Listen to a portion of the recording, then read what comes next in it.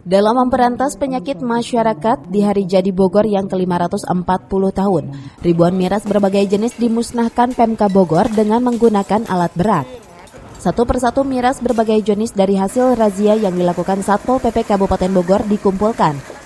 Tidak hanya dalam rangka Hari Jadi Bogor, pemberantasan miras ini akan terus dilakukan pemerintah daerah setempat di 40 kecamatan, guna terciptanya suasana kondusivitas di tengah masyarakat.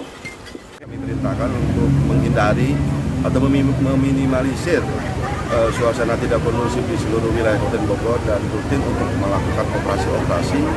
Dan itu tadi simbol bahwa kita fokus bagaimana memberantas penyalahgunaan miras ini yang memang dilakukan oleh para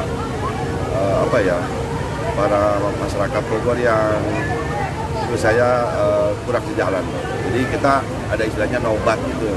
Nobat itu dimulai dari bagaimana operasi miras yang ada di wilayah Kabupaten Bogor. Itu jadi sebab awal adanya ketidakkondusifan di Kabupaten Bogor.